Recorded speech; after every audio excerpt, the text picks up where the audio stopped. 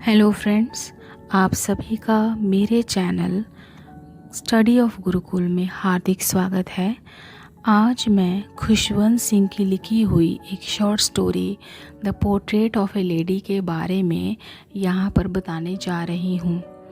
ये कहानी खुशवंत सिंह की अपनी लाइफ से जुड़ी हुई कहानी है और बचपन से जुड़ी हुई कहानी है जो उन्होंने यहाँ पर बताई है। तो आइए शुरू करते हैं। खुशवंत सिंह ने यहाँ पर अपनी दादी की बड़ी ही सुंदर तस्वीर पेश की है। वह अपनी दादी को बताते हैं कि वो एक बहुत ही शांत, धार्मिक विचारों वाली स्त्री थी जो हमेशा माला के मन के फेरती हुई भगवान को याद करती रहती थी। आगे लेखक कहते हैं कि उनकी दादी एक बूढ़ी औरत थी। वह इतनी बूढ़ी थी कि उनका चेहरा लगता ही नहीं था कि वो कभी जवान भी होगा और सुंदर भी होगा। उनका चेहरा झुर्रियों से भरा हुआ लगता था। उनके बाल बहुत ही सफ़ेद थे, जैसे बर्फ़ जैसे सफ़ेद। उनकी पीठ थोड़ी सी झुकी हुई थी, पर मेरी दादी दिखने में एकदम से शांत और विनम्र स्वभाव की स्त्री थी। आगे लेखक बताते हैं कि जब मैं सिर्फ एक बच्चा ही था, छोटा था, तो मेरे माता पिता मुझे मेरी दादी के पास छोड़कर शहर में रहने चले गए। मेरी दादी मुझे सुबह जगा देती थी और स्कूल जाने के लिए तैयार करती थी। मुझे नहलाती थी, कपड़े पहनाती थी, मेरा खाना बनाती थी और साथ साथ में वो अपनी भगवान से जुड़ी प्रार्थनाएं भी गाती रहती थी, इस उम्मीद से कि मैं ये सब सुनकर समझ जाऊंगा और ये मुझे खुद ही याद हो जाएंगी। लेकिन मैं ऐसा कभी नहीं कर पाया।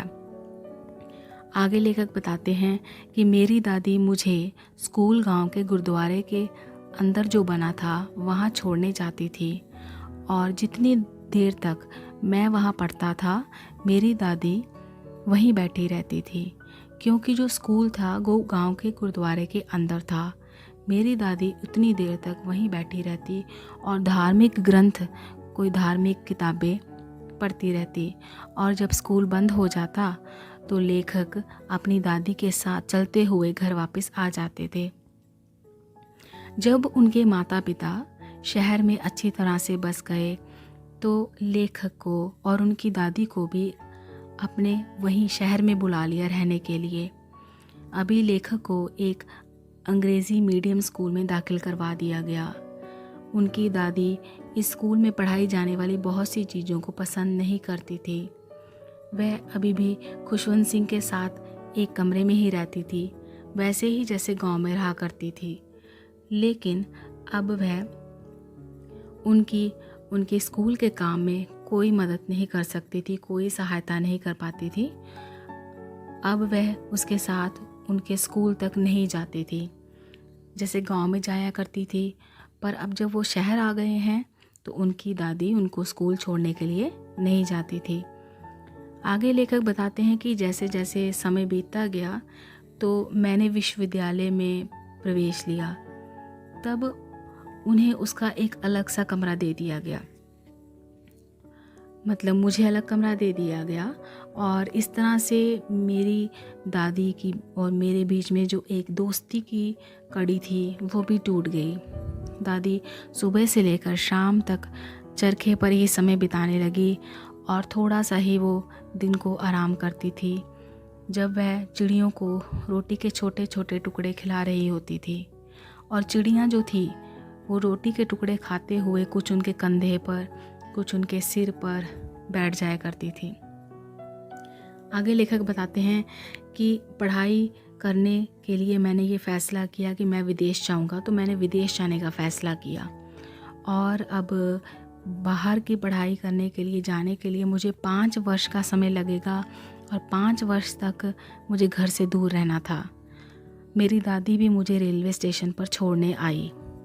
उस वक्त लेखक बताते हैं कि मैंने महसूस किया कि वह जब मैं वापस आऊँगा तो मेरी दादी शायद जीवित नहीं रहेंगी, क्योंकि उनकी उम्र के हिसाब से ये समय ज़्यादा होगा।